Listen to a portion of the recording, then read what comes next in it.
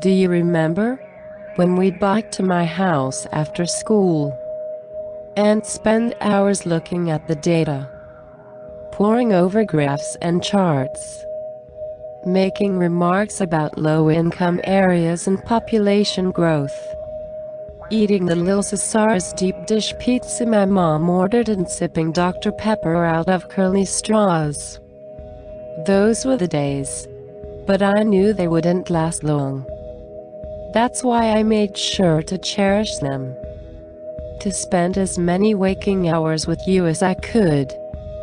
Sometimes you'd sleep over, and we'd stay up late watching the news, snuggled close together under the same blanket, my head resting on your shoulder as I drifted in and out of sleep.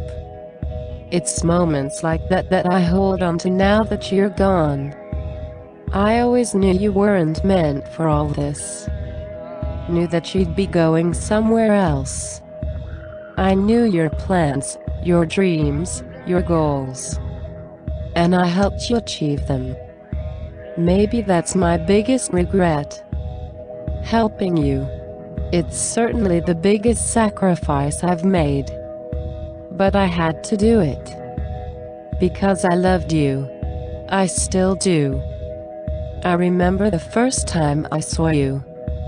It was my first day of high school. I was trying to get my locker open, really just struggling with it, and you came over. You helped me out in this kind, warm, non-judgmental way. And then you left, parting with a smile. I was probably a mess talking to you. I couldn't get over your beauty. You were like a strong, graceful, powerful horse. I think I remember you wearing this flowy, lace dress.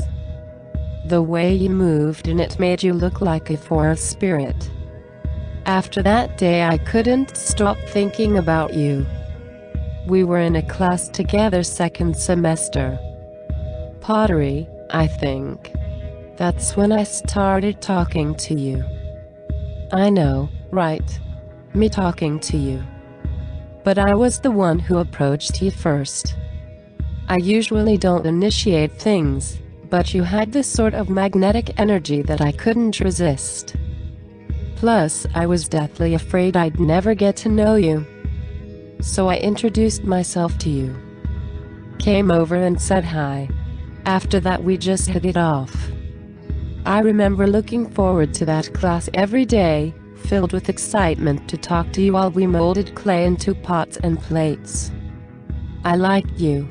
I mean, really liked you. Which is why I was so excited when you asked me to the spring fling. I remember that day so vividly. It was after school, and I was walking to my bike, ready to go home. You came running up behind me, out of breath, and tapped my shoulder.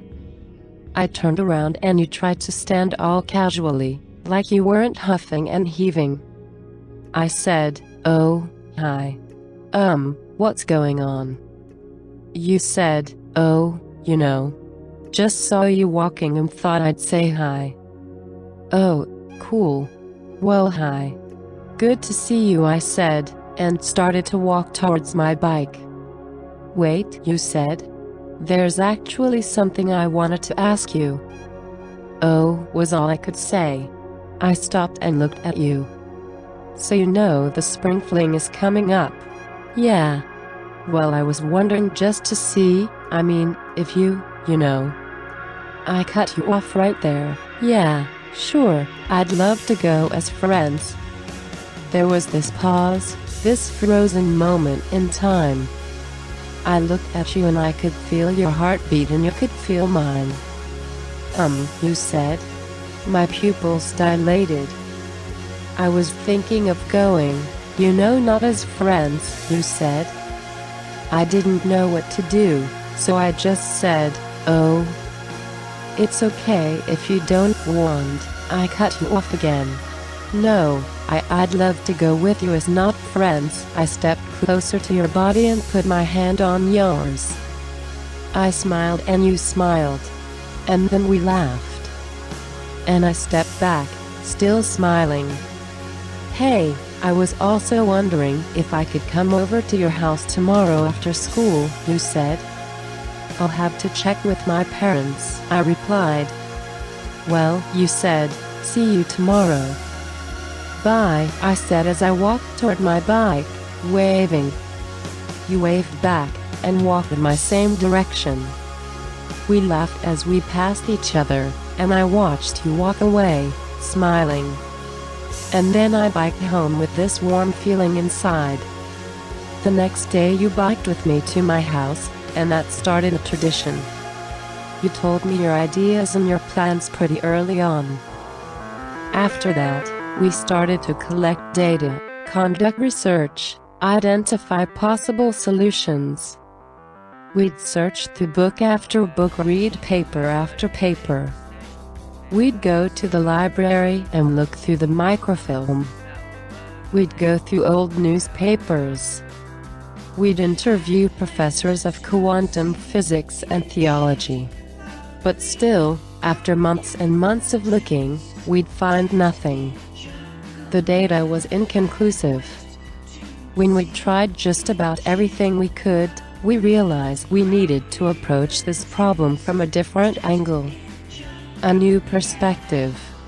What we were working with, the ideas at play, they were more abstract. They needed to be realized in an abstract way, as well. That's when we turned to spiritualism, naturalism, and with that we took a more holistic approach. But even after all the ritual dance and the chalk symbols and the mud baths, we didn't have a clue where to even start. Through all this failure, you still persevered. And so did I. You gave me the strength to. That's something I always admired about you, your tenacity. You were out there trying to achieve the impossible, and you weren't gonna let the world slow you down. That's how all great discoveries start. And, damn it, what you discovered was wonderful. The funny thing is, we found it by accident. I always thought the universe gives you what you want when you stop looking for it, and right there, that's my proof. It was during the summer.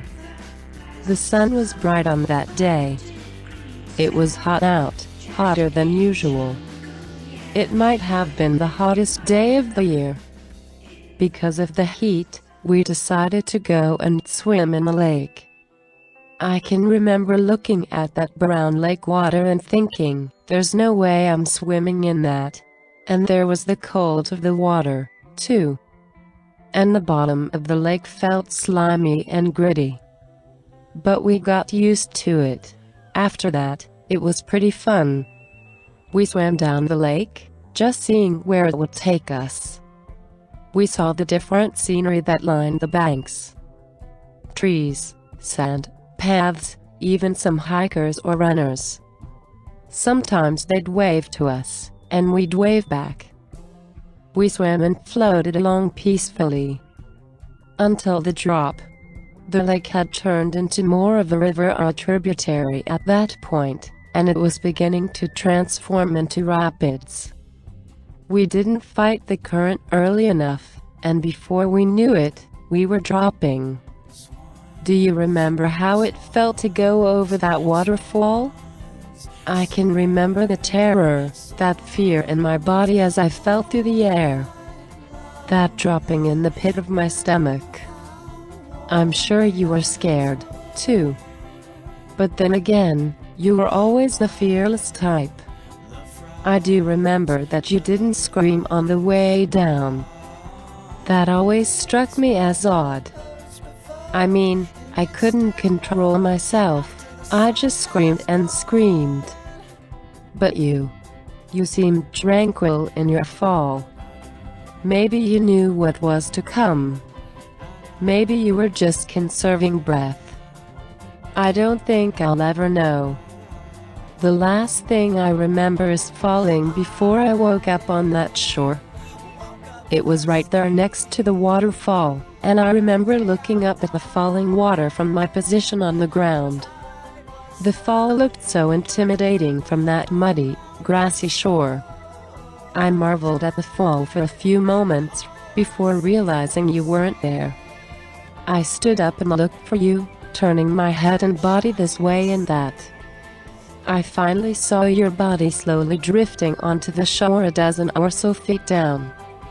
I rushed over to you and pulled your body from the river.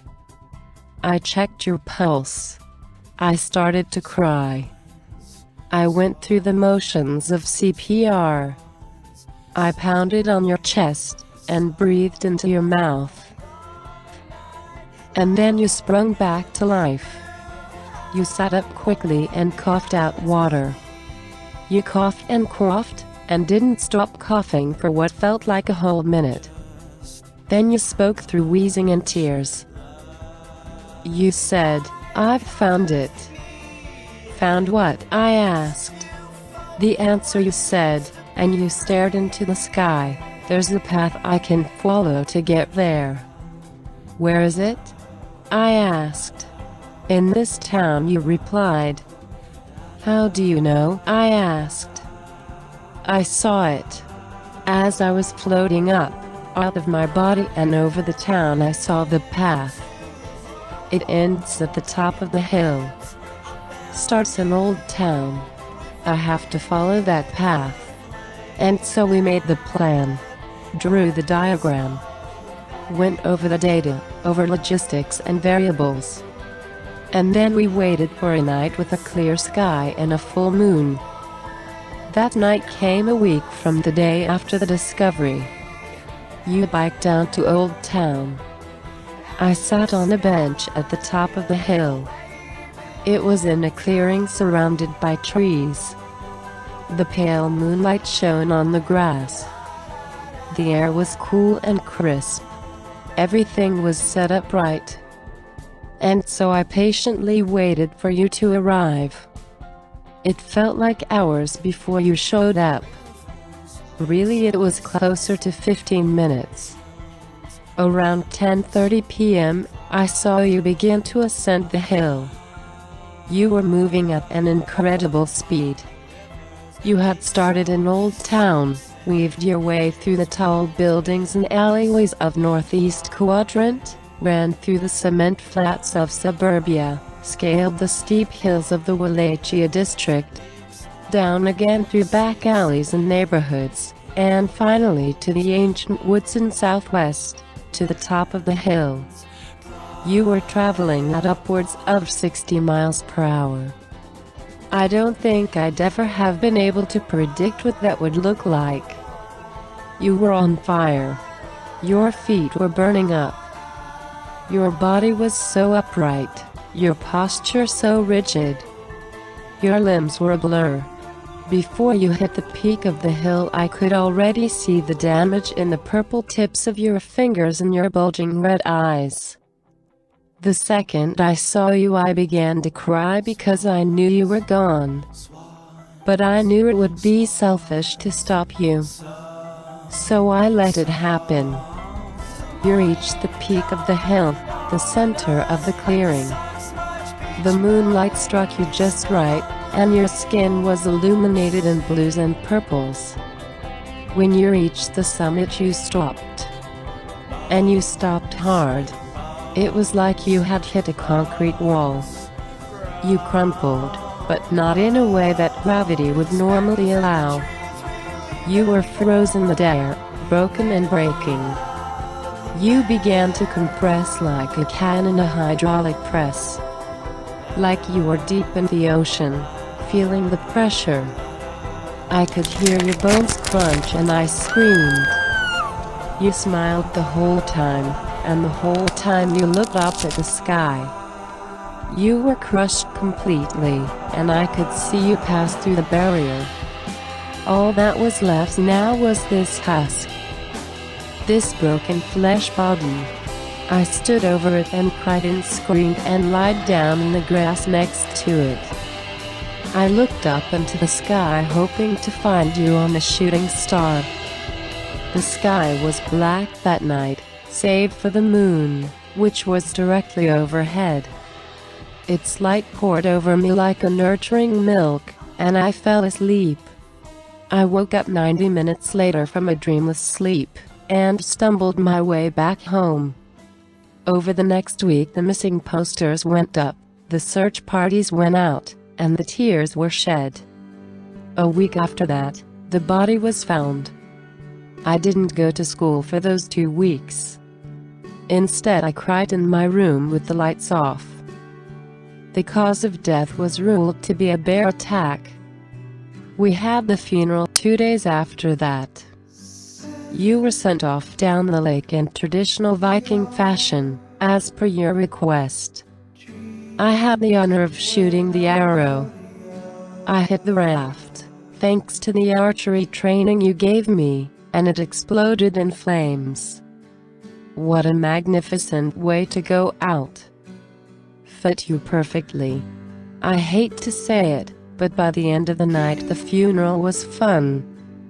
There was dancing and laughing and underage drinking because really, sometimes the law doesn't matter, and stories and crying and holding each other and dancing again.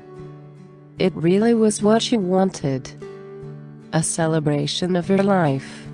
After that night I felt that little bit closer to moving on. It should have been easier. I'd been preparing for it for months. I don't know, maybe there was just that hope still there. That hope that I'd find you again. Well, soon enough you found me. It was the middle of the night, maybe a week from the funeral. I was woken up by this strange humming and this bright light pouring through my window. I got out of bed and looked to see what it was, but the light was too blinding. I put on my robe and went downstairs to get a closer look. On my way down I noticed something. The clock in the main hallway was stopped at exactly 3 a.m. When I went downstairs the kitchen timer was frozen, too. I knew it was you. I went to the back door. I opened it. And I saw you. You stood above me, towering in height. You were humanoid, built all strong and lean. Your head was that of a beautiful horse, not unlike an Egyptian god.